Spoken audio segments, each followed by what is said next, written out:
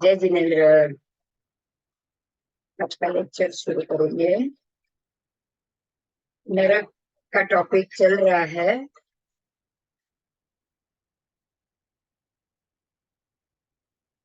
नरक का टॉपिक चल रहा है और नारकी में उत्पन्न होने वाले जीवों की बात चल रही है। बराबर। तो रत्न प्रभा पृथ्वी के 30 लाख नरकावासों में से संख्यात योजन विस्तृत नरकावासों में एक समय में जघन्य से 1, 2, 3 और उत्कृष्ट से संख्यात नारक के जीव उत्पन्न होते हैं। उसमें जघन्य से जो माप दिया गया उत्कृष्ट संख्यात कापोतलेशी, कापोतलेशिया, लेशिया का टॉपिक चल रहा है। तो कापोतलेशिया, कापोतलेशिया की है, नीचे की लेशिया है, रत्न प्रभा में नहीं। तो प्रत्येक अलग अलग पृथ्वी में अलग अलग लेशिया के जीव हैं। तो रत्न प्रभा में कापोतलेशी जीव ही संख्यात उत्पन्न होते हैं। बराबर। उसमें कृष्ण और नील लेशिया वाले जीव रत्न प्रभा में नहीं होते। हमें यहाँ एक बात ये समझनी है कि कापोत लेशिया वाला जीव, तो जो अशुभ लेशिया है उसमें ये शुभ हो गई। कृष्ण नील कापोत, एक के बाद एक, एक के बाद एक, ये अशुभ से शुभ होते जाओगे। सबसे अशुभ लेशिया है कृष्ण लेशिया, जो काली है, जो बिल्कुल अशुभ विचार है। उसके बाद है नील लेशिया, जो हल्के काले से लेकर ये थोड़ा गहरा नीला रंग तक जाएगा। बराबर, मतलब हल्का काला हो जाएगा। तो वो हुई नील लेशिया। तो वो कृष्ण लेशिया से थोड़ी बेटर हुई, लेकिन है तो अशुभ ही। और तीसरी है कापोत लेशिया। तो कापोत लेशिया में आप ऐसा कह सकते हैं कि ये कृष्ण नील से ज्यादा अच्छी हुई, लेकिन कापोत है इसलिए शुभ तो नहीं है, नारकी का जीव है इसलिए शुभ तो नहीं है।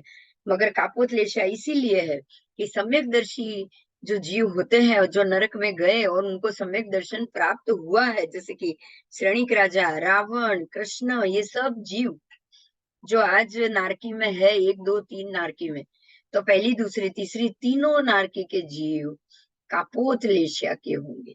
सम्यक दृष्टि है तो कापोत लेशिया। कापोत लेशिया के ऊपर कोई लेशिया वाला जीव नरक में नहीं जाता, ये याद रखना। बराबर।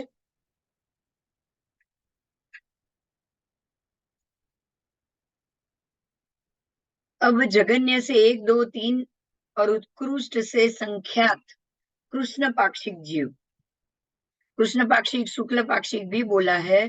तो वो भी हमने कल समझा था कि जो जो जीवों का संसार परिभ्रमण काल अर्धपुद्गल से कम हो जाए, थोड़ा न्यून कम हो जाए, अर्धपुद्गल परावर्त काल में जिसने प्रवेश कर लिया है, उनको शुक्ल पाक्षिक कहा जाता है।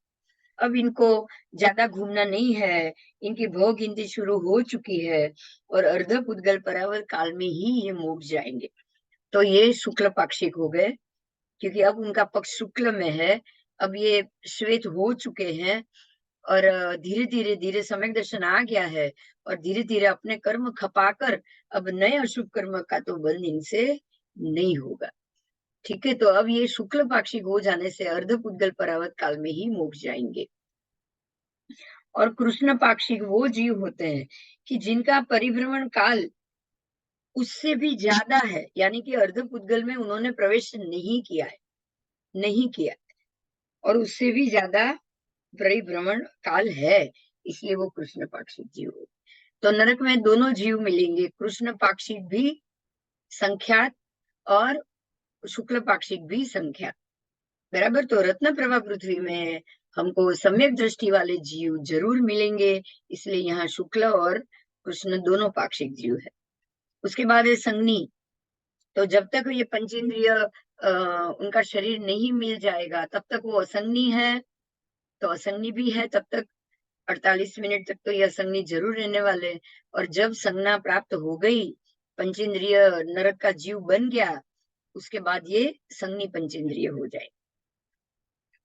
उसके बाद है भव सिद्धिक, अभव सिद्धिक। तो कुछ जीव अंदर ऐसे होते हैं जो भव सिद्धिक है, जो भवंतर में मुक्त जाने वाले। और कुछ जीव नारकी के अंदर ऐसे भी होते हैं जिनको कभी भी मोक्ष नहीं मिले। वो संसार में उनका परिभ्रमण चालू ही रहेगा, अभवी जीव, ऐसा जरूर हम कहेंगे, क्योंकि संगी पंचेंद्रिय तो वो ही बन पाएंगे, अभवी जीव।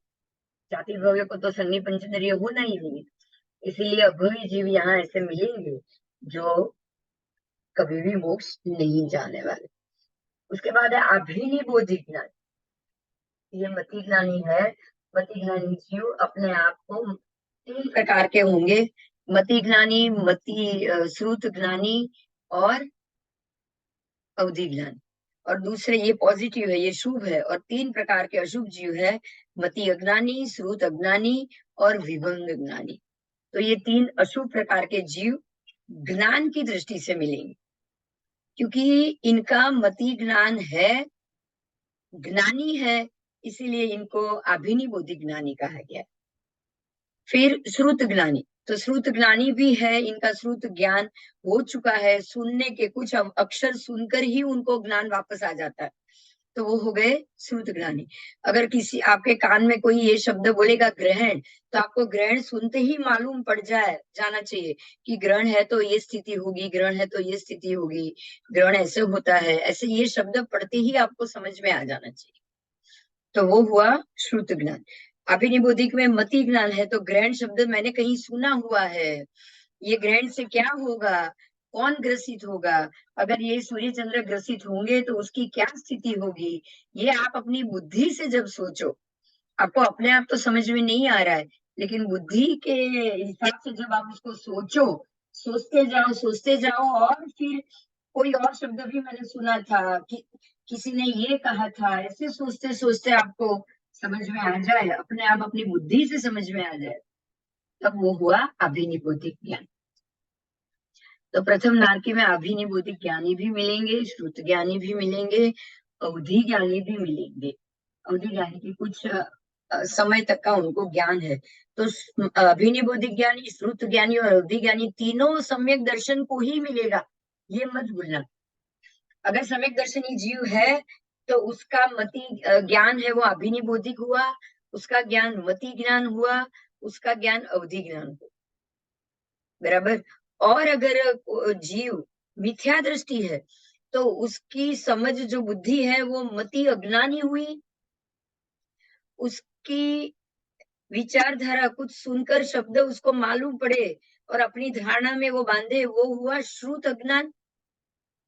और वो कुछ समय तक देख पाए लेकिन क्लियर ना देख पाए, देखने के बाद भी उसका अर्थ गलत करे, अलग घटित करे, तो वो हुआ विभंग ज्ञान। तो ये 3 है, वो किनको मिलेगा, जो मिथ्यात्वी है उसको मिलेगा, मतीय ज्ञान, श्रुत ज्ञान और विभंग ज्ञान। ठीक है, तो ये तीनों मिलेगा मिथ्यात्वी जीव को। उसके बाद है चक्षु दर्शनी। यहाँ चक्षु दर्शनी उत्पन्न नहीं होते हैं, मतलब कि जीवों को चक्षु से दिखाई दे, आसपास की चीज दिखाई दे, ऐसा नहीं होता है, बराबर। तो वो चक्षु से नहीं देख सकते, वो अपने आप अवधि ज्ञान, अपने आत्मा के ऊपर के पड़ड़ हट चुके हो तो अवधि ज्ञान से देख पाएंगे। और दूसरा, मिथ्यात्व दृष्टिकोण वाले हो तो अवधि विभंग ज्ञान से देख पाएंगे आसपास की स्थिति, लेकिन चक्षु से वो नहीं देख पाएंगे,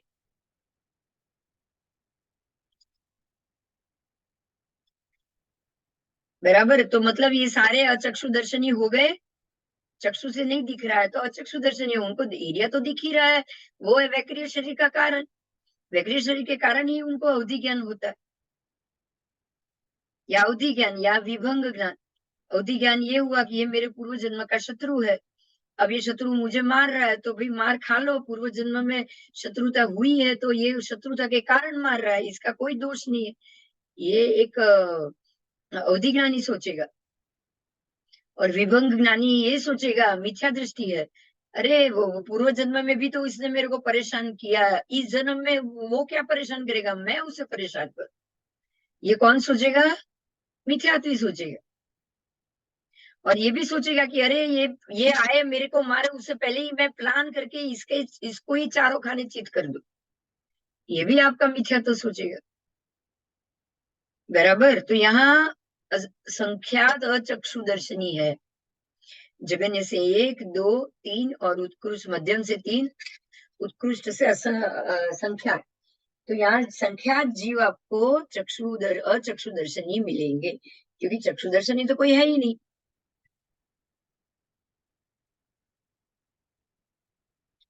ठीक है, तो ये ऐसे ही संख्यात अवधि दर्शनी, उसके बाद संख्यात आहार संज्ञा उपरयुक्त। आओ, आहार संज्ञा उपरयुक्त, उनको आहार संज्ञा तो है ही, आहार तो उनको करना ही करना है, कुछ समय के बाद करना है, उनका समय निर्धारित होता है। और आहार में करेंगे क्या? एक दूसरे को मार मार के उसके मांस और रुधिर का ही आहार पान करना है उनको। तो आहार संज्ञा उनको भूख तो लगती ही लगती है। ऐसे भय संज्ञा, डर भी लगता है, भय संज्ञा बहुत है। अभी ये देव आकर मेरे को मारेगा, अभी ये राक्षस आके मेरे को मारेगा, क्योंकि यहाँ तो देव कौन है? परमाधामी। ये मेरा शत्रु है, ये अभी मुझे मारेगा, मेरे शरीर से खून निकल रहा है, तो ये और मुझे नोचेगा और मारेगा। उसके बाद मैथुन संज्ञा, मैथुन संज्ञा भी उपयुक्त है। देखो यहाँ कोई स्त्री वेद पुरुष वेद अलग नहीं है, सारे नपुंसक वेद। लेकिन नपुंसक वेद की मैथुन संज्ञा क्या है? किसी दूसरे के शरीर को पकड़ के रखना। समझ में आया? इनकी मैथुन संज्ञा ये है कि एक नारकी का जीव दूसरे नारकी के हाथ नहीं छोड़ेगा, हाथ तो पकड़ नहीं सकता, उसका शरीर नहीं छोड़ेगा। किसी के शरीर की इच्छा करना, ये भी तो मैथुन हुआ कि नहीं? बोलो बोलो। स्त्री वेद पुरुष वेद की इच्छा करे तो वो स्त्री वेद हुआ। अगर आपकी आत्मा, आपका जीव, आपका शरीर स्त्री वेदी की इच्छा करे, आप पुरुष वेद हो, और स्त्री वेदी की इच्छा करे तो आपका पुरुष वेद है। और अगर आपका शरीर नपुंसक है और नपुंसक की इच्छा करे तो आपका वेद नपुंसक वेद हुआ। तो नारकी का कौन सा वेद आएगा? यहाँ ना स्त्री के जीव है ना पुरुष के जीव, तो यहाँ जो भी वेद की इच्छा हुई नपुंसक की होगी, नपुंसक ही होगी। ना, नपुंसक वेद, नो वेद कैसे? मैं नपुंसक वेद कब से बोल तो रही हूँ, नो वेद की बात ही का है।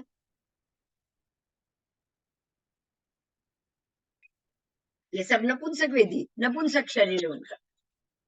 उनको किसी को स्त्री की योनि है या किसी की पुरुष की योनि है, हमारी तरह से स्त्री के उपांग और पुरुष के उपांग इनको नहीं होने वाले, इनको नहीं मिलेगा। बराबर।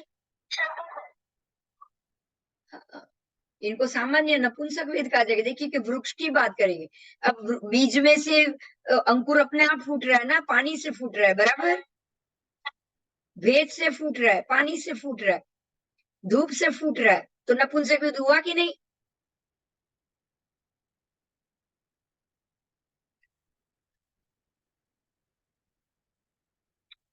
तो यहाँ संख्यात नपुंसक वेदी उत्पन्न होते हैं, ना कोई पुरुष वेद है ना ही कोई स्त्री वेद। लोभ कषाई, क्रोध कषाई पर्यंत, क्रोध कषाई, मान कषाई, माया कषाई और लोभ कषाय, कषाय प्रचुर मात्रा में होता है। इतना याद रखिए कि अगर जो जीव कषाय के युक्त जी रहा हो आज भी, बात बात पर गुस्सा, बात बात पर क्रोध, इतना ध्यान रखिएगा। अतिशय क्रोध, अतिशय मान, अतिशय माया, अतिशय लोभ, नरक में ही जाएगा जीव, इतना याद रखिएगा। क्योंकि प्रचुर मात्रा में अगर कषाय के साथ आपको कोई स्थान मिले तो वो स्थान है नरक का। चक्रवर्ती हो गया है लेकिन लोभ ज्यादा है, क्रोध ज्यादा है, हरेक को मारो पीटो, लोभ इतना है कि प्रत्येक खंड को जीतो, ये लोभ है। क्या है ये? बोलो। प्रत्येक देश को जीतो और सबको बंदी बनाओ, सबको गुलाम बनाओ, ये लोभ हुआ कि नहीं? तभी वो मरने के बाद अगर मोक्ष, कर्म खत्म नहीं हुए हैं, कर्म खत्म हो चुके तो ही उनका मोक्ष। सिंपल बात है, वो तो किसी भी आदमी का होगा, होगा कि नहीं? बोलो। किसी भी संज्ञी पंचेंद्रिय मनुष्य का कर्म खत्म हो गया तो उसी भव में मोक्ष है कि नहीं? तो चक्रवर्ती कौन सी नई बात कर रहा है? बराबर। अगर उसके कर्म खत्म हो गए, चक्रवर्ती हो, 1000 हाथी का बल हो, लेकिन कर्म क्षय हो गया हो तो ही मोक्ष, वरना सीधी 7वीं नरक। समझ में आया? क्योंकि अतिशय लोभ, अतिशय कषाय, अतिशय क्रोध, अतिशय मान, अतिशय माया, अतिशय लोभ, अतिशय क्रोध है। जीतो, खूंदो, सबको खत्म करो। जो नहीं एक्सेप्ट करे गुलामी, उसको मारो। क्रोध है ये। फिर मान है, मान ऐसा है कि हर एक को मेरे मेरे चरणों में आना चाहिए, हर एक को मेरे अधीन होना चाहिए। फिर माया है, माया भी करके करेंगे। माया कैसे करेंगे? तो माया ऐसे करेंगे कि भाई अगर नहीं मान रहे हैं या मान रहे हैं तो चीटिंग करके, या कोई देव को मना के, देव की आराधना करके, ऐसे भी माया करेंगे कि चलो मेरे से नहीं मान रहे तो देव की आराधना करो, देव को प्रसन्न करो। और देखो जैसे कृष्ण वासुदेव की बात देखो आप, कैसे लवण से निकले वो, सुसित देव की आराधना करके ही निकले ना।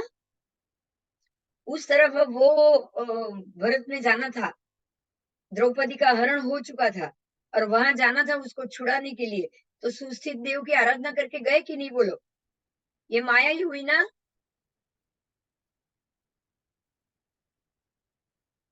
छोड़ देते नसीब के ऊपर, छोड़ सकते थे कि नहीं बताओ?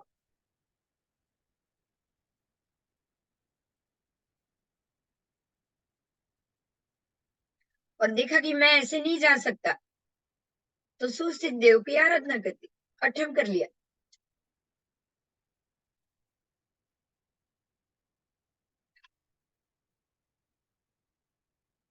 आओ आगे। श्रोतेंद्रिय से स्पर्शनेन्द्रिय तक पांचों इंद्रिय, बराबर, पांचों इंद्रिय युक्त उपयोग युक्त जीव वहां उत्पन्न नहीं होते हैं। देखो वो पंचेंद्रिय है लेकिन उनके कान नहीं है। समझ में आया?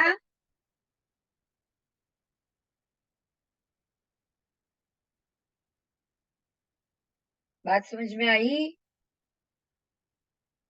आसपास क्या हो रहा है, क्या आवाज आ रही है, ये सुन नहीं सकते, जैसे देख नहीं सकते, सुन नहीं सकते, बोल नहीं सकते। नारकी के जीव पंचेंद्रिय होने के बावजूद भी बोल नहीं सकते, किसी भी इंद्र का उपयोग नहीं होता है। कहे जाएंगे पंचेंद्रिय जरूर। देखो ये सरप्राइज है बहुत।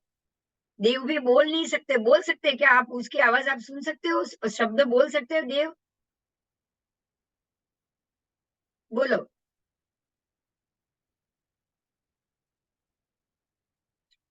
कोई देव आपको દેવ દેવ દેવ એટલે ભાષા બોલી જ ન શકે, આપણા જેવા શબ્દો ના આવે, સમજો. ઇન્દ્રિય પાંચે પાંચ છે. જો આપણને સ્પર્શનેન્દ્રિય છે તો મારી આ ચામડી છે ને શરીર છે, બોલો એમને છે?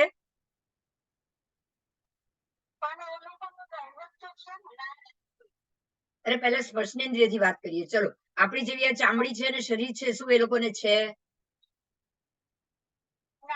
અચ્છા, હોત તો એમનું પણ આયુષ્ય, વૃદ્ધત્વ, બચપન, જવાની, જન્મ, મરણ, વૃદ્ધત્વ આવત કે નહીં? હા હોત. એટલે ચામડી સ્પર્શનેન્દ્રિય ખરી, પણ આપણા જેવી ચામડી નહીં. બરાબર. હા, હવે એવી રીતે આ ઘ્રાણેન્દ્રિય, મોઢાની વાત કરો. બોલવાની પણ આવી ગઈ. રસનેન્દ્રિય ની વાત કરો તો બોલવાની વાચા પણ આવી ગઈ. જીભથી તમારાથી બોલો, આપણે જેમાં જીભ તાળવે અડે, દાંતને અડે ને જેમ શબ્દ પફ બભમ નીકળે, એમ શું એ લોકો ના નીકળે? કેમ ના નીકળે? કારણ કે જીભ તાળવું દાંત છે. એ લોકોની ભાષા હોય, એ લોકો દેવના સમજી જાય, એ લોકોના શબ્દો એ લોકોની રીતે બોલતા જ હોય. એ લોકોને ઇન્દ્ર આજ્ઞા કરે તો ઇન્દ્રને જવાબ આપવાનો છે, બધા જ સવાલ જવાબ થતા હોય. પણ એ લોકોની ભાષા, એ લોકોના શબ્દો આપણી જેમ પૂતગલ શબ્દ પૂતગલ રૂપ નથી હોતા. સમજાયું? કેવું હોય એટલે આમ પેલો સાયલેન્ટ શબ્દ, અને એ લોકો સમજી જાય, એ લોકો મનની સંજ્ઞાથી એકબીજાને સમજી જાય કે આ શું કહેવા માંગે છે. જો કેવી રીતે, બસ એનું અને પણ મનોપ્રયોગ જ્ઞાન નથી કહી એમને. ના, મનોપ્રજ્ઞાને પૂતગલ ક્યાંથી લેશે? મનોપ્રયોગ જ્ઞાન હશે તો જ લેશે, નહીં તો ક્યાંથી લેશે? એ લોકોની જે ભાષા છે, એ લોકોના જ શબ્દો છે, પણ આપણા જેવાની કે અવાજ સાથે બહાર, આપણા જેમ અવાજ સાથે બહાર ના.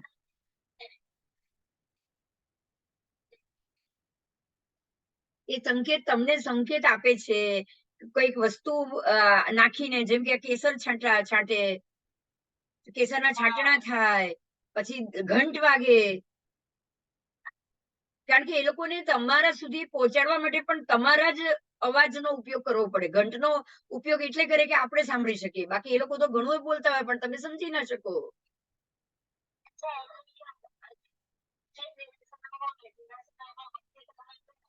હા, તો ઘંટારો થાય જ છે. હા, 100% થાય. અમારે પાલનપુર બંને દેરાસરોમાં થાય છે. એટલે તો અમી જરે છે ત્યાં રાતના 4 વાગે ઘંટારો ઘણા બધા સાંભળે છે. બસ તમને ઘંટારો સમજાય, તમને અમી ઝરેલું દેખાય, દિવાલો પરથી અમી ઝરતું દેખાય, ભગવાનની આંખોમાંથી અમી ઝરતું દેખાય, નહીં તો ક્યાંથી ઝરવાનું? પથ્થરમાંથી કે અમી ઝરે? વિચારો. પંચેન્દ્રિય ધાતુમાંથી તો ઝરી જ ના શકે, પથ્થરમાંથી તો હજી ઝરે, પંચેન્દ્રિયમાંથી ઝરે કોઈ દિવસ? પાંચ ધાતુની પ્રતિમામાંથી કોઈ દિવસ ઝરે? બોલો. ના ઝરે, રાઈટ?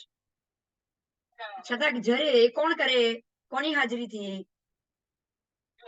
એ સંકેત છે. આ એ લોકોના સંકેતો છે. શું છે? આ એ લોકોના સંકેત. એટલે એ લોકો બોલે છે શબ્દો, પણ એ શબ્દો પૂતગલિક શબ્દ નથી. આપણું શરીર પૌદ્ગલિક છે, એટલે તમે જે શબ્દ હું બોલું છું એ તમને સંભળાય છે. પણ જો કોઈ મારી જગ્યા કોઈ હું ન હોઉં અને હું જ કોઈ દેવ બનીને બોલતી હોઉં તો મારા શબ્દોમાં શરીર જ પૂતગલ નથી, તો શબ્દ ક્યાંથી પૂતગલ આવશે? બોલો. મારું શરીર પૂતગલ ના હોય તો શબ્દ પૂતગલ ના આવી શકે. શરીર પૂતગલ હોય તો જ શબ્દ પૌદ્ગલિક આવે. સમજાયું? સમજાઈ ગયું બધાને? એવી રીતે સૂંઘવાની વસ્તુ, સુગંધ આ તમારું નાક અને કોઈક વસ્તુ. સમજો કે અગરબત્તી ચાલુ છે તો અગરબત્તી એ પૌદ્ગલ છે, અને તમારું શરીર એ પૌદ્ગલ છે, એટલે તમે એની સુગંધ લઈ શકો છો. બરાબર? એ લોકોને તો ઘ્રાણેન્દ્રિય છે, પણ એ લોકોની ઘ્રાણેન્દ્રિય આપણી જેવી નથી, પૌદ્ગલિક નથી. એટલે પૌદ્ગલિક વસ્તુનું દ્રાણ એમને પણ નહીં થાય, અને એમને શ્વાસોચ્છ્વાસ પણ નથી. તું વિચાર, આ હવા પૌદ્ગલિક છે કે નહીં? વાયુ કાય પૌદ્ગલિક ખરું કે નહીં? તિર્યક લોકનું બોલો.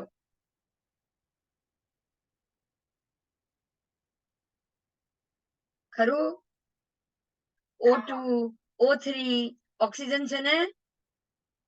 અલગ અલગ માત્રા છે. 7 લાખ વાયુ કાય. હા, તો એ 7 લાખ વાયુ કાય બધું પૌદ્ગલિક છે. એટલે એ વાયુ કાય આપણને ખબર છે, આપણે એની સુગંધ અલગ અલગ હવાની સુગંધો આપણને આવે છે. દેવોને નહીં આવે બધું. એ લોકોનું વાયુ કાય જ જુદો. એ લોકોને વાયુ કાયની જરૂરત જ નથી.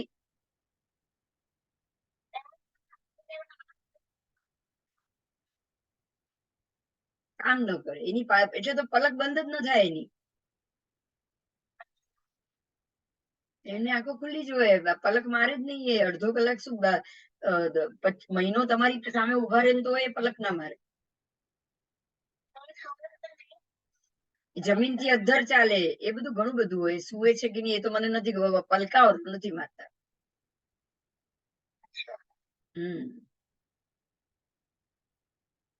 બરાબર. એટલે ચક્ષુ ઇન્દ્રિય ખરી, પણ એનો ઉપયોગ છે બોલો? તો દેવ તો પલક નહીં મારે, આંખો ખુલ્લી રાખે. નારકીને તો ચક્ષુથી કઈ જોવાનું જ નથી. દેવ તો હજી બધું જોઈ શકે છે, તમને મને બધાને. નારકી તો એ નથી જોઈ શકતા. નારકી તો કુંભીમાં જ અંધારું, ઘટ અંધારું છે, ગાઢ અંધકાર. એને તો આમે જોઈ નથી શકતો. એ તો અંધારામાં તો એને શું દેખાશે વિચારો? હા, તો દેવો તો તોય ખુલ્લામાં બહાર ફરી રહ્યા છે ને ઉડી રહ્યા છે ને, તિર્યક લોક ને અધોલોક ને નારકી બધે જ ફરે છે. ઉર્ધ્વલોક. હા, એટલે એમને તો ચક્ષુ દર્શન હોય તો એ જોઈ શકે, પણ નારકીને તો હોવા છતાં બી નથી જોવાતું, કારણ કે અંધારું ઘોર છે ચારે બાજુ. એટલે ચક્ષુ દર્શની ખરા, પણ ઉપયોગ નહીં. એવી રીતે શ્રોતેન્દ્રિય ખરી, પણ ઉપયોગ નહીં. એ લોકોનું જ બોલેલું એ લોકો સાંભળી શકે. પૂતગલ શબ્દનું દેવો પણ ના સાંભળી શકે, ના દેવો બોલે. આપણે પૌદ્ગલિક, આપણા કાન કેવા છે? પૌદ્ગલિક છે કે વૈક્રિય છે? તો આપણા કાન એમનું વૈક્રિય સાંભળી શકે અવાજ? બોલો, નથી સાંભળી શકતા. આપણી આંખો જે જુએ એ દેવોને એ બધું દેખાય, કારણ કે એ લોકો ચારે બાજુ શું છે બધું દેખાશે. પણ આપણને દેવ ઉભા છે અથવા દેવની જગ્યા છે, આપણે જોઈ શકશું આ ચક્ષુથી? એ કારણ કે એ લોકો અવધિ ચક્ષુથી જુએ છે, આ ચક્ષુથી નહીં. એ લોકો અવધિ ચક્ષુથી જુએ છે. બરાબર. 500 યોજન સુધી કોઈને દેખાય, કોઈને 1000 યોજન સુધી દેખાય, કોઈને પહેલા દેવલોક સુધી દેખાય, એનાથી આગળ ન દેખાય. આવું બધું હોય છે ને, બોલો? बराबर. तो श्रोतेंद्रिय से लेकर स्पर्शेंद्रिय तक पांचों इंद्रिय होने के पौद्गलिक होने के कारण उस इंद्रिय के उपयोग वाले पौद्गलिक नहीं है, इसीलिए वहां कोई उपयोग नहीं है. बराबर. उपयोग वहां इंद्रिय का उपयोग कर ही नहीं सकते. वो ऐसे जीव है ही नहीं कि जो इंद्रिय का उपयोग करे. ठीक है, बस इसके उपयोग युक्त जीव वहां नहीं उत्पन्न होते होंगे.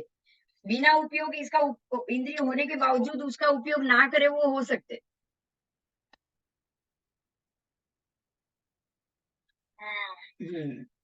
आओ, ठीक है.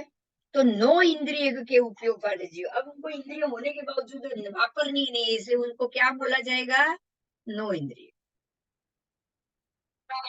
नो इंद्रिय है, फिर भी वापरना नहीं.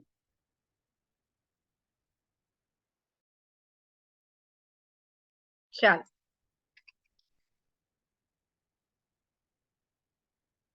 तो जैसे इंद्रिय नहीं है, वैसे ही वचन, मनोयोग और वचन योग भी वहां उत्पन्न नहीं होते. वहां मात्र का योग क्या है? नारकी की बात है ये. क्या है वहां पे? मात्र का योग. सहन करो, દુઃખ સહન કરો, બસ. બાકી કશું જ નહીં. કાયાથી જો તો બીજાને પીડા આપો, અનાયાસે भी आप. तो वहां उनसे अनायास ही सबको दुख दे देते हैं वो अपने काया के कारण, लेकिन मन योग और वचन योग नहीं है. अब ये बात हमने पहले भी जानी, फिर से जानते हैं. अगर मन योग नहीं है तो और वचन योग भी नहीं है तो किसी को बुरा बोलना तो आएगा नहीं आएगा? बताओ. नहीं आएगा. किसी के लिए अच्छा बोलना भी नहीं आएगा. राइट. और मन से भी किसी को ये मेरा शत्रु है तो अच्छा.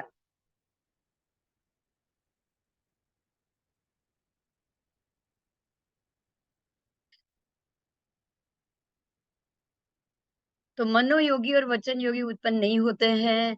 नई इच्छा नहीं है, मन से किसी के ऊपर गुस्सा नहीं है, ना ही किसी के ऊपर दया भाव है. और दूसरा मन योग, वचन योग भी नहीं है बुरा भला बोलना या गलत बोलना या सही बोलना कुछ भी.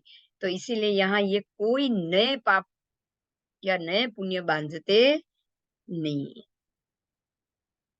सिर्फ का योग है, तो काया से तो भी अशुभ फल बांधेंगे ही बांधेंगे, लेकिन मन वचन से नहीं।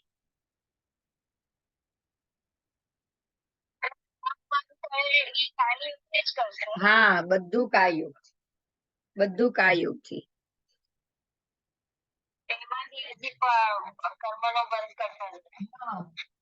એટલે કઈ શુભ કરે ને આમાંથી છૂટી શકે એવા તો કોઈ સંજોગો થાય નહીં ને. હા, એટલે નથી શુભ કર્મ બાંધતા, નથી નવા અશુભ કર્મ બાંધી શકતા, મન અને વચનથી, કાયાથી બંધાયા કરે, પણ मन वचन थी नहीं। तो बराबर इस तरह से संख्यात काय योगी तो होंगे, सारे के सारे काय योगी तो है ही, क्योंकि काया की दुख और काया की तकलीफ तो वो भोगते ही है, बराबर। तो इस तरह से चलो कहीं। तो यहाँ पर आपने ये जाना कि साकार उपयोग यानी कि आकार सहित उपयोग है, उनका उपयोग आकार सहित है, किसी ना किसी आकार को वो देखना, जानना, समझना। देखिए वो चक्षु दर्शनी तो है ही, बराबर, अचक्षु दर्शनी तो है ही, बराबर, और अवधि उनको वो है, विभंग ज्ञान है, कुछ समय तक वो देख सकते, तो साकार उपयोग आ गया कि नहीं? साकार उपयोग आ गया कि कुछ कुछ एरिया तक का आकार तो उसको दिख रहा है ना,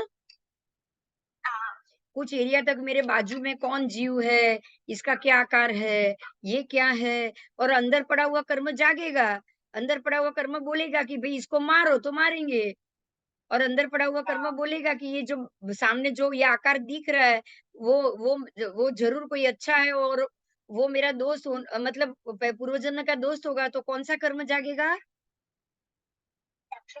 अच्छे कर्म जागेंगे, तो आप उसको सांत्वना भी दे दोगे, आपको पता भी नहीं और आप दे दोगे, आप उसको पीड़ा नहीं दोगे। तो ये साकार उपयोग हुआ, मात्र आकार से उनको सामने का आकार दिख रहा है, और वो सारे शुभ अशुभ काम उसी से कर लेंगे। ऐसे ही अनाकार उपयोग, अनाकार कोई आकार कुछ भी नहीं दिख सकता है, क्योंकि अचक्षु दर्शनी तो वो है ही। तो कुछ समय ऐसा भी होगा कि वो अवधि ज्ञान का उपयोग भी ना करे, और अनाकार कुछ अंधेरा अंधेरा गाढ़ अंधेरा आगे पीछे कुछ कुछ दिखता ही नहीं हो, तो अनाकार उपयोग भी हुआ कि नहीं, बोलो? तो वो दोनों प्रकार के जीव वहां पे उत्पन्न होंगे। ठीक है, आओ। तो यहाँ आपने हम लेशिया का जाना है, तो मात्र यहाँ रत्न प्रभा नारकी की ही बात की है, इसलिए सिर्फ कापोत लेशिया बताई है यहाँ, और कृष्ण नील लेशिया यहाँ नहीं होती है, क्योंकि ये पहली नारकी है, और यहाँ पे ये बहुत ही कम मात्रा में अशुभ अशुभत्व आपको प्राप्त होगा, इसीलिए आपकी लेशिया भी यहाँ कापोत मिलेगी। ठीक है, और यहाँ दोनों प्रकार के जीव मिलेंगे, जिनका अभी कृष्ण पाक्षिक यानी कि अतिशय भ्रमण घूमना बाकी है वो भी मिलेंगे, और थोड़ा ही समय बाकी हो जिनका, वो भी मिलेंगे, संगनी असंगनी दोनों। हाँ बापा, हाँ बापा જઈ આવી, હવે હું જઉં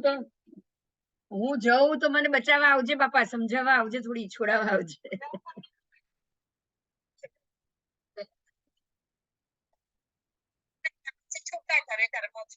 જો હવે ખાલી પહેલી જ નરકમાં જવું હોય તો કેટલી મર્યાદાઓ આવી જશે અત્યારે, ખબર છે?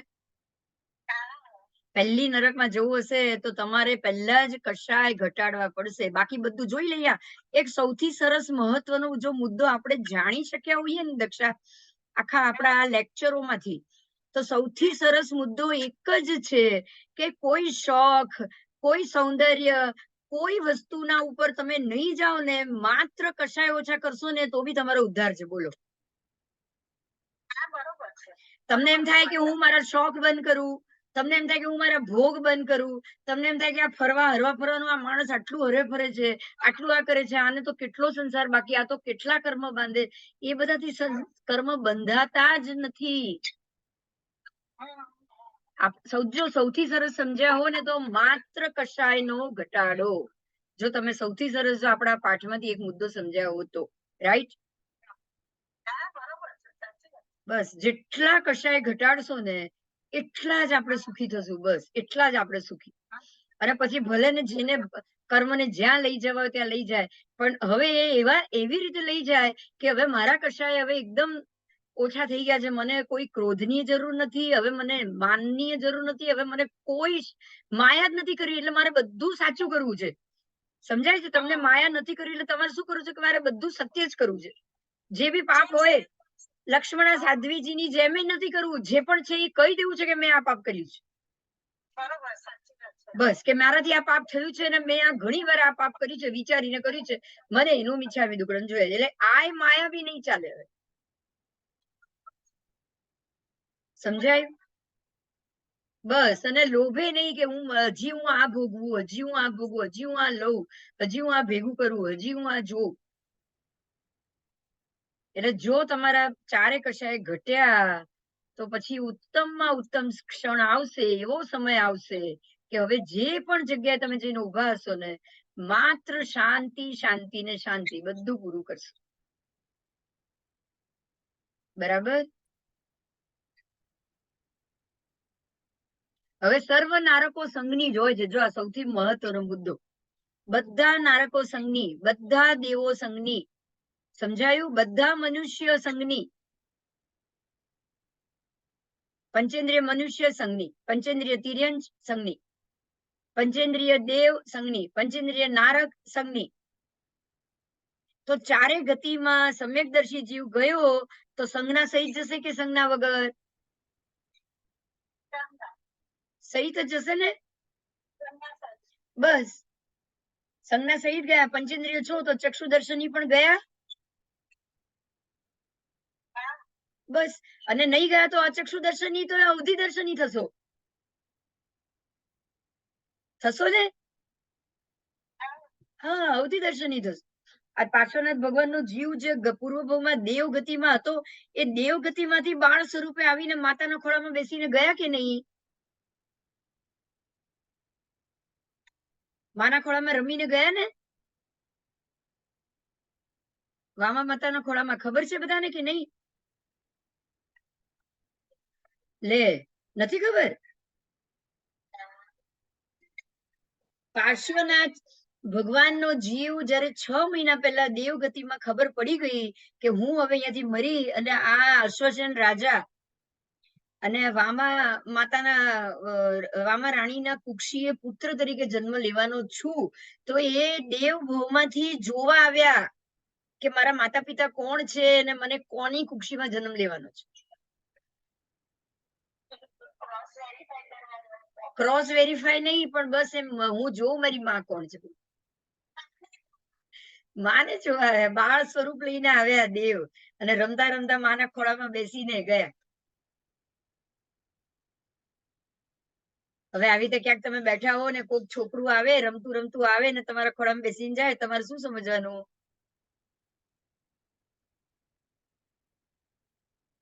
સમજવાનું ને કે આ કોઈક સંબંધી છે, પૂર્વજન્મનો કે આવતા જન્મનો.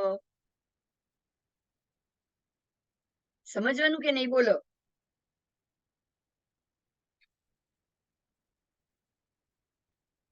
પૂજાના ઢાળ છે આ. જનની મુખ જોવતા, રમતી ગમતી અમને સહેલી, જે પૂજા છે ને.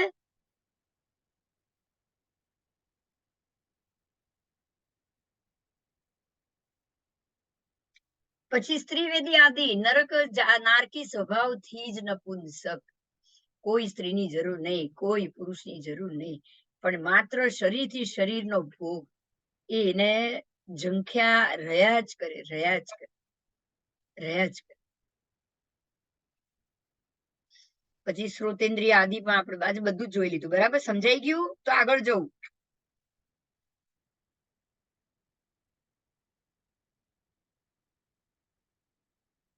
ચાલો. नारकी रत्नप्रभा पृथ्वी के 30 लाख नरकावास में से एक समय में कितने नारक आते हैं? तो एक समय में 1 2 3 उत्कृष्ट संख्या. कापोतलेची नारकी, वो भी संख्या. बराबर। असंगनी तो उत्पन्न होते नहीं है, असंगनीय संगनीय हो जाएंगे तुरंत कुछ समय के बाद। भव सिद्धि उद्वर्तित होते हैं, श्रुत अज्ञानी भी होते हैं, विभंग ज्ञानी भी होते हैं, पर चक्षुदर्शनी होते नहीं है। याद रही जैसे ना हमें બધું। अचक्षुदर्शनी होते हैं, लोभ कषाई होते हैं, क्रोध कषाई होते हैं, मान कषाई होते हैं, माया कषाई होते हैं। श्रोतेंद्रिय के उपयोग युक्त नारकी के जीव होते नहीं है, स्पर्शेंद्रिय वाले भी होते नहीं है, पांचों में से एक भी इंद्रिय वाले होते नहीं है, इसलिए उनको नो इंद्रिय कहा गया है, संख्यात नो इंद्रिय, क्योंकि उपयोग नहीं है, उपयोग की दृष्टि से ही। हाँ, मन योगी वचन योगी होते नहीं है, ठीक है, साकार उपयोगी अनाकार उपयोगी ही होते हैं।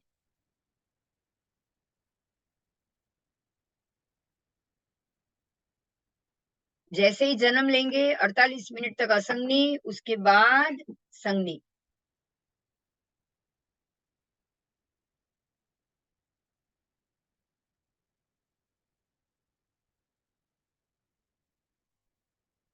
आओ आगे जाएंगे।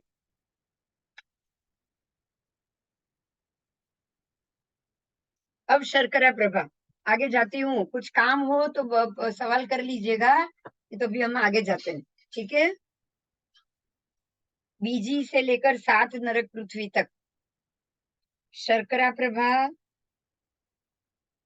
अब तो शॉर्ट में ही, क्योंकि नारकी की जीव आपको समझ में आ गया है, इसलिए बहुत शॉर्ट में आगे जा रहा है सब। शर्करा प्रभा में वो सब चीज आ जाएगी, लेकिन उत्पाद, उद्वर्तना और सत्ता, ये तीनों में असंगनी नहीं होते हैं। ना ही उत्पाद में होते हैं, ना ही उद्वर्तना में असंगनी है, और ना ही सत्ता में असंगनी, ठीक है। तो पहले के जैसा ही हुआ, असंगनी भी पहले के जैसा ही, जन्म ले तब तक ही, उत्पन्न हो जाने उत्पाद हो गया तो अब असंगनी नहीं, अब वो संगनी। तो हमें सातों पृथ्वी में जो ऊपर जो जो चीज करी है ना, वो बिल्कुल ऐसे ही समझना। बोलो, कोई प्रश्न है?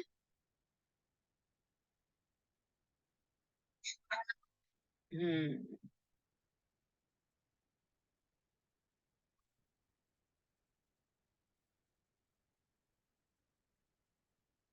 अब आई है सम्यक दृष्टि, मिथ्या दृष्टि, मिश्र दृष्टि। देखिए, या तो एक बात बहुत अच्छी समझ में आ जाएगी आपको, कि सारे संगनी जीव होने के कारण या तो सम्यक दृष्टि होंगे या मिथ्या दृष्टि, मिश्र तो होंगे ही नहीं ना, मिश्र तो पॉसिबल ही नहीं है।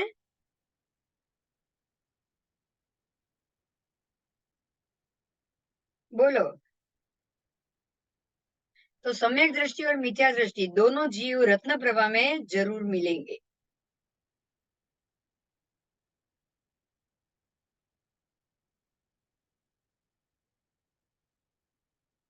तो उत्पत्ति के समय सबके सब मिथ्या दृष्टि, देखिए सम्यक दृष्टि भी होंगे ना, तो उत्पत्ति के समय कैसे रहेंगे वो?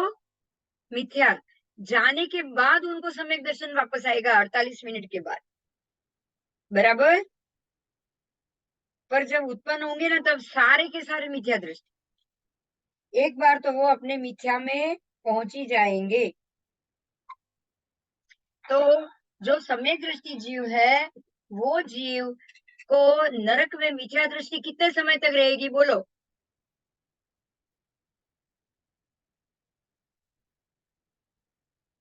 बहुत ही अल्प समय तक, राइट।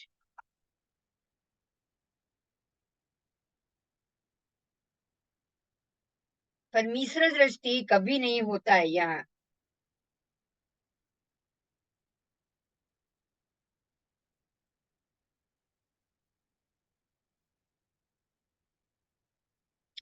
अब यहाँ ये बात हुई कि कृष्ण लेशिया वाला जीव ही नरक में क्यों उत्पन्न होते हैं, तो उसका जवाब है कि लेशिया के स्थान को संक्लेश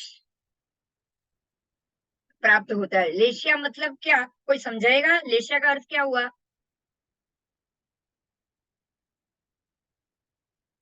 अब तक तो समझ में आ गया होगा। बोलो लेशिया का मतलब क्या?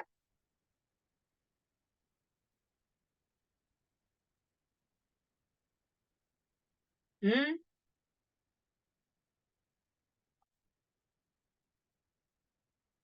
लेशिया का अर्थ क्या है?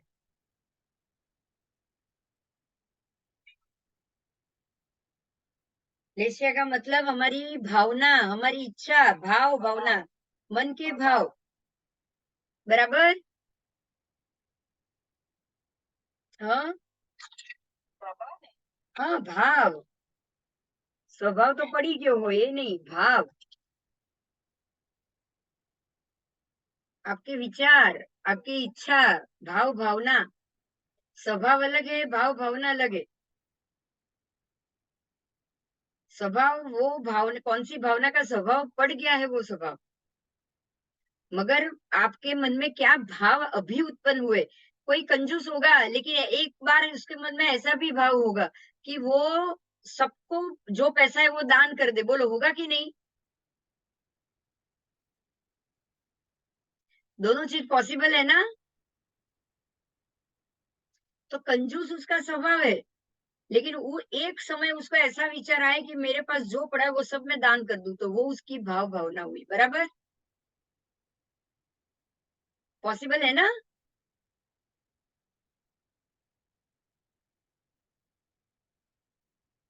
तो जीव के लेशिया के स्थान संक्लेश को प्राप्त होते होते, अगर संक्लेश, संक्लेश यानी कि अशुभ, अशुभत्व, अगर आपके विचार को अशुभ अशुभ अशुभ अशुभत्व मिलता जाए और आपके विचार और अशुभ अशुभ बनते जाए, तो वो जीव कृष्ण लेशिया के रूप में परिणमन होता है। बराबर। उसके विचार कृष्ण लेशिया कहा जाएगा, क्योंकि अशुभतर, अशुभतम, अशुभतम, और अशुभतर, अशुभतम से थोड़ा कम नील लेशिया, और अशुभ तर यानी कापोद्लेश, तीनों अशुभ है। पर कम, फिर थोड़ा कम और कम, थोड़ा ज्यादा कम, इस मात्रा में ये जाएगी।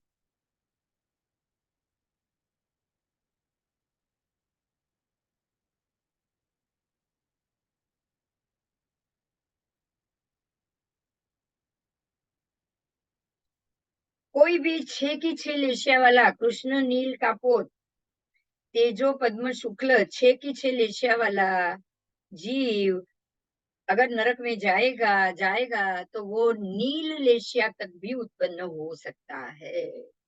देखिए, शुभ लेशिया वाला अगर जीव गया ना, तो कृष्ण में नहीं होगा। कहाँ तक होगा? नील तक होगा, कृष्ण तक नहीं होगा।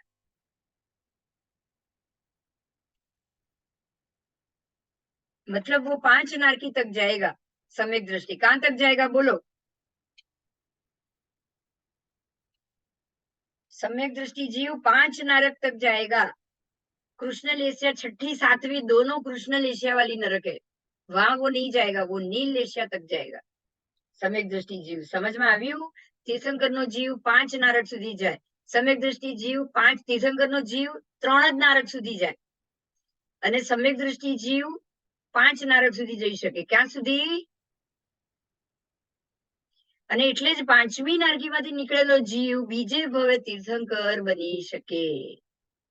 બરાબર.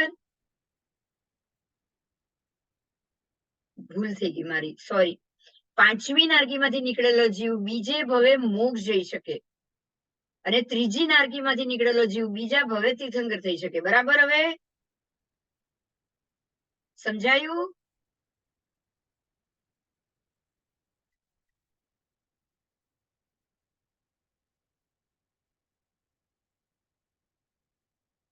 भावलेशिया आत्म परिणाम के स्वरूप होती है। जैसा आपके आत्म परिणाम ऐसा ही भाव आएगा। बहुत सिंपल है। आत्मा परिणाम केवो कलर नो, कई लेशिया नो, अशुभ लेशिया तो कृष्ण लेशिया, अशुभतम तो कृष्ण लेशिया, अशुभतर तो નીલ લેશિયા, અને અશુભ તો કાપોદ. તો જેવી જેવી તમારી લેશિયા એવા એવા તમારા ભાવ પરિણામ, અને જેવા જેવા તમારા ભાવો એવી એવી તમારી લેશિયા. બોલો, બંને એકબીજાથી સંબંધિત છે? હા.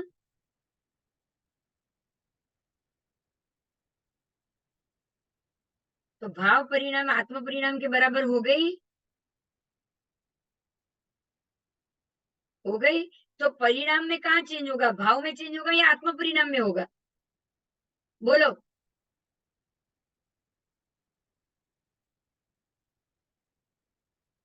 चेंज का कैसे होगा, आत्म परिणाम में बदलाव कब आएगा, क्या बदलोगे तो आएगा, कोई बोलेगा।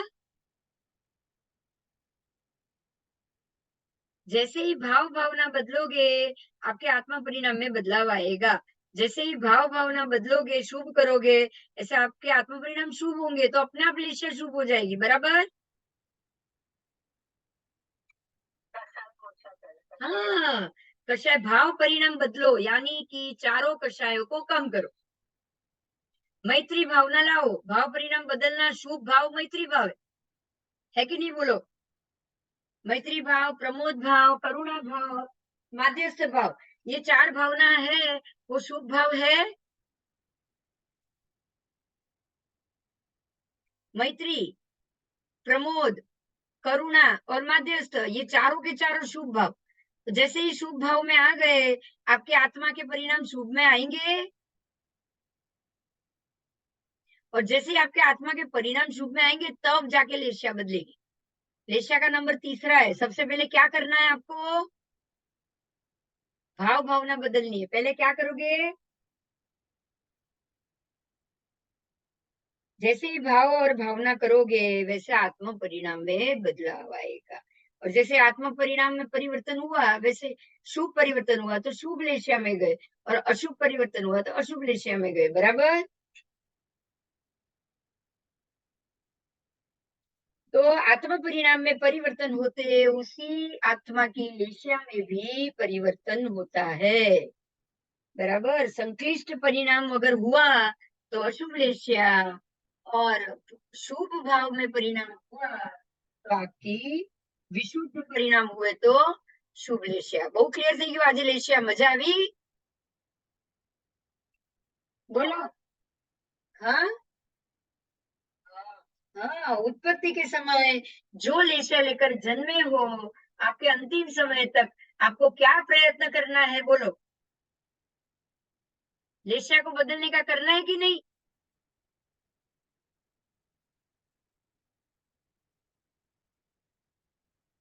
तो अपने समग्र जीवन काल के दरमियान किसी भी लेशिया के परिणाम वाला जीव अंत में परिणाम के अंतर को प्राप्त करते हुए कृष्ण, नील, कापोत में से कोई भी एक लेशिया को प्राप्त करके नरक में जाएगा, और वो लेशिया के स्थान में उत्पन्न होगा, बराबर। यानी कि अगर उसने कापोत लेशिया ली तो वो रत्न प्रभा में ही जन्म लेगा।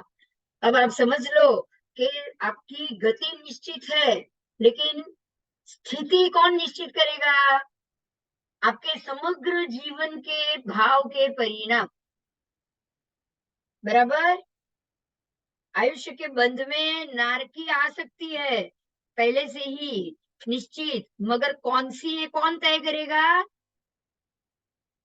आपका अंतिम समय। और अंतिम समय तक आपकी जो प्लस माइनस हुए शुभ भाव, वो भावों की स्थिति तय करेगी, उस हिसाब से आपको लेशिया मिलेगी। समझ में आया, बोलो। हाँ, उस हिसाब से सातों नरक में जाने के सातों अलग अलग लेशिया के स्थान अलग अलग होते हैं, क्योंकि सातों नरक में अलग अलग भाव होते हैं। सातों नरक में आप एक भाव से तो जा नहीं पाओगे, जा पाओगे, बोलो। नहीं जा पाओगे, है ना। तो आज आपका ये 12वां शतक लेशिया उद्देश्य पहला सबसे इंपॉर्टेंट था, नारकी के शुभ भाव, भावों की तरतमता, विशुद्ध भाव और संक्लिष्ट भाव। देखो ये ऑपोजिट शब्द बोला गया है। विशुद्ध भाव यानी शुभ लेशिया, और संक्लिष्ट भाव यानी अशुभ परिणाम वाली अशुभ लेशिया, बराबर। आत्मा के शुभ परिणाम है तो विशुद्ध भाव होंगे, विशुद्ध भाव होने से ही आत्मा के शुभ परिणाम होंगे, सीधा सोचो बस। सबसे पहले आएगी भाव भावना, बाकी सब बाद में, क्लियर। तो भाव भावना पहले आई तो थिंक पॉजिटिव पहले आया कि नहीं? अब आपको थिंक पॉजिटिव नहीं बोलना है, क्या बोलोगे? बोलो, नाम बताओ कोई। थिंक, शुभ भाव को क्या बोलोगे इंग्लिश में?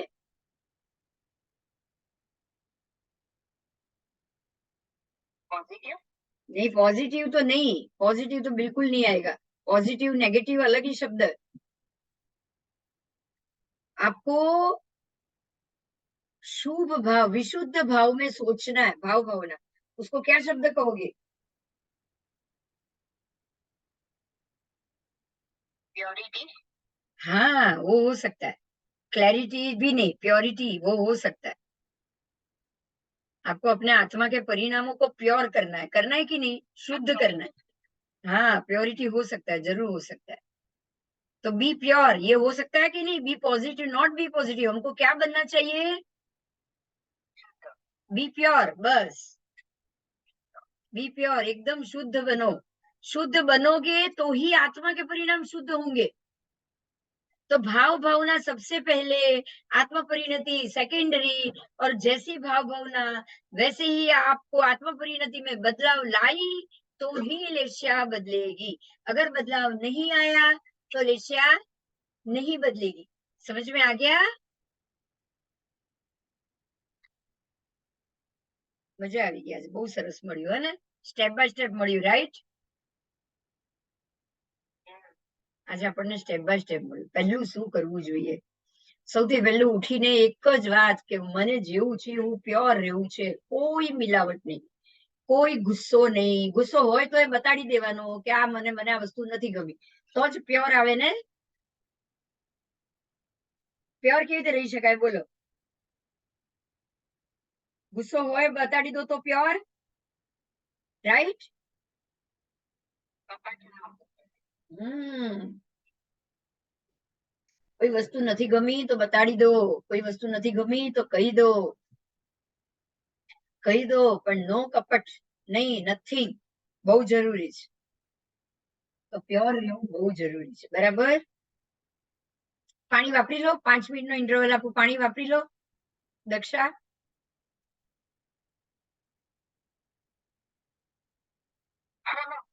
પાણી વાપરી લે, કહું.